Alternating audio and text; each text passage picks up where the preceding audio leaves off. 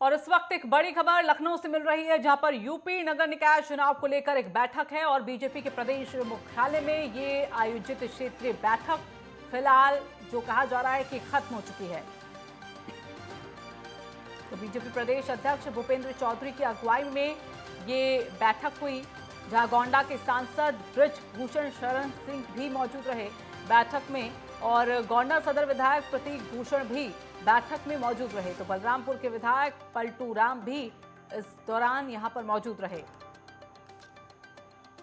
तो कैबिनेट मंत्री सुरेश खन्ना, राज्य मंत्री नितिन अग्रवाल और साथ ही केंद्रीय राज्य मंत्री कौशल किशोर।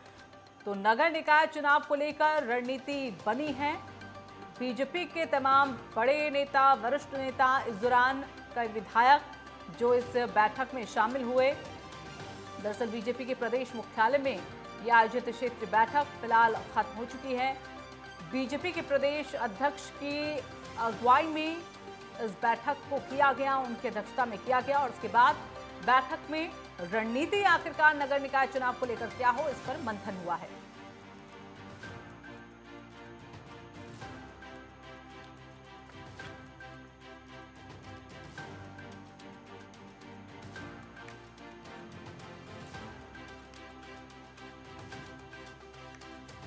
तो चलिए, इसी पर ज्यादा जानकारी के लिए हमारे साथ हमारे दो सहयोगी प्रयागराज से राघवेंद्र और कानपुर देहात से मोहित यहां पर जुड़ गए हैं, उनका रुख कर लेते हैं। तो मोहित, ये बताइए, जिस तरह के नगर निकाय चुनाव को लेकर तैयारियां चल रही है, एक तरफ तो योगी आदित्यनाथ खुद पूरा दारोमदार यहां पर उठाए हुए हैं कि प्रचार प्रसार की जिम्मेदारी उनकी, क्योंकि बिल्कुल भी कोई भी चूक यहां पर नहीं बरती जाएगी। और ऐसे में यहां पर कई वरिष्ठ अधिकारी, जो विधायक हैं, जो नेता हैं, उनकी बैठक हुई है। क्या कुछ रणनीति अभी वहां पर तय हुई है बैठक के दौरान?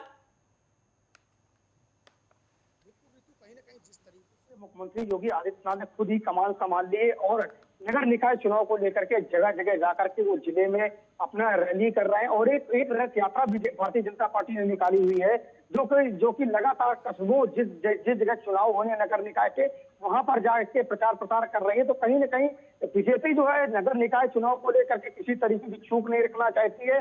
तो वहीं समाजवादी पार्टी भी लगातार अपना प्रयास जो है कर रही है कि किसी तरीके के नगर निकाय चुनाव में कोई चूक ना हो जाए। हालांकि लगातार बीजेपी के जो कार्यकर्ता है या जो मंत्री है, उनको एक जिले की जिम्मेदारी दी गई कि वो अपने अपने जिले में जाएं और लोगों से वार्ता करें और इसके बाद में किसी भी तरीके की चूक ना हो। और लगातार जितने भी कानपुर के पूरे यूपी की बात कर ले, जहां भी नगर निकाय के चुनाव होने हैं, वहां पर बीजेपी जो भारी बहुमत से जीत कर आए, इसके लिए मुख्यमंत्री योगी आदित्यनाथ ने खुद ही पूरी कमान संभाल ली है। जी बिल्कुल। और राघवेंद्र, अगर देखा जाए खासकर बीजेपी को लेकर, तो इतिहास काफी नगर निकाय चुनाव को, नगर निगम के चुनाव को लेकर काफी अच्छा रहा है। और ऐसे में सीधे तौर पर ये कहा जा सकता है कि बीजेपी की इस बार जो ये निकाय चुनाव है, उसमें प्रतिष्ठा कहीं ना कहीं दांव पर लगी है। और सीधे यहाँ पर बीजेपी और तमाम पार्टियों की भी बात करें तो मकसद जो है वो सीधे तौर पर 2024 का ही है। जी बिल्कुल, तो जिस प्रकार से निकाय चुनाव की सरगर्मियां बढ़ रही हैं, बीजेपी बैठक पर बैठक कर रही है और बीजेपी का एक ही लक्ष्य है कि अगर नगर निकाय चुनाव को अगर वो जीत लेती है, हासिल कर लेती है जीत, तो ये सेमीफाइनल है 2024 लोकसभा चुनाव के लिए। इसके लिए कोई कसर जो है बीजेपी के पदाधिकारी हो, चाहे मंत्री हो, चाहे नेता हो, कोई कसर नहीं छोड़ रहे हैं। इसीलिए हर महानगर में लगातार दौरा कर रहे हैं। जो नगर पंचायत की सीटें हैं वहां पर भी जा रहे हैं, लगातार जा रहे हैं, 24 घंटे प्रयास कर रहे हैं। हालांकि जो भी चुनाव आयोग का जो रूलिंग है कि शाम के बाद उनको प्रचार करना नहीं है जाना, उसके बावजूद भी अपनी रणनीति तय करते हैं घर में बैठकर कि किस प्रकार से इस चुनाव को निकाला जाए, क्योंकि विपक्ष भी हमलावर है। कई मुद्दों को लेकर विपक्ष भी इनको घेर रहा है। अगर प्रयागराज की बात की जाए तो यहाँ पर 10 वर्षों से भाजपा के ही कैंडिडेट अभिलाषा गुप्ता ही जीत रही है। 2 बार यहाँ पर मेयर की प्रत्याशी सीट पर जो है उनकी जीत दर्ज हुई थी, किंतु इस बार जो है बीजेपी ने उनको टिकट न देकर गणेश केसरवानी जो जिला अध्यक्ष है, गंगा पार के जिला अध्यक्ष थे, एक संगठन के कार्यकर्ता थे, आम कार्यकर्ता थे, उन पर दांव खेला है। उनको जो है उम्मीदवार बनाया है महापौर के लिए प्रयागराज से। तो ये भी देखा जा रहा है कि जो बीजेपी 10 वर्षों से यहाँ पर काबिज थी, प्रयागराज में काबिज थी। अभिलाषा गुप्ता की बात किया जाए तो उनका एक रुतबा था, एक सामाजिक उनका जो है सरोकार था, लोगों से मिलना जुलना था। हालांकि गणेश केसरवानी का भी एक जो है मिलनसार प्रवृत्ति के व्यक्ति है और लगातार चुनाव प्रचार भी कर रहे हैं। तो देखना ये होगा जो चार जो है मई को जो चुनाव होगा पूरे उत्तर प्रदेश के प्रथम चरण में जो चुनाव होने हैं, प्रयागराज भी उसमें सम्मिलित है। तो बीजेपी हर दांव खेल रही है। लेकिन और वो लेकिन चाहती है कि राघव, जितने भी अभी फिलहाल वहां पर क्या सियासी समीकरण बनते हुए क्या यहाँ पर त्रिकोणीय मुकाबला हम देख रहे हैं, या फिर सीधे तौर पर आमने सामने का मुकाबला, या फिर कोई मुकाबला है ही नहीं? नहीं, बिल्कुल जो है प्रयागराज की जो अगर महापौर की पद की बात की जाए तो वहाँ त्रिकोणीय मुकाबला कभी नहीं रहा है।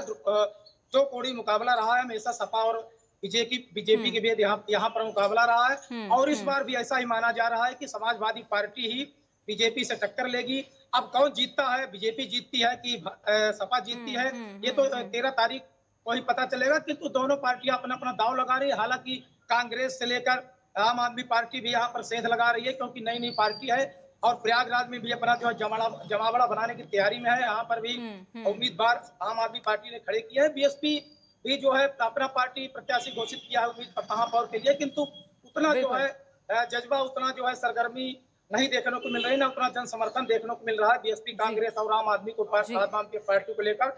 और दो पार्टियों के बीच जो है समाजवादी पार्टी और भाजपा, दोनों पार्टियों के बीच एक जो है कांटे की टक्कर देखने को मिलेगी। मोहित, अक्सर देखा जाता है कि सपा से बेहतर कहीं ना कहीं इन निकाय चुनावों में बसपा प्रदर्शन जो है उसका बेहतर रहता है। हालांकि हम विधानसभा चुनावों की बात भी करें या फिर लोकसभा चुनावों की भी, इन तमाम में जो बसपा का जो वोटिंग परसेंटेज है या फिर जीत का जो रेशो है वो कहीं ना कहीं बेहतर सपा से।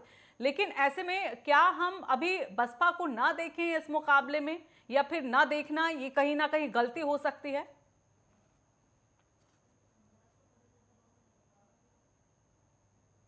मोहित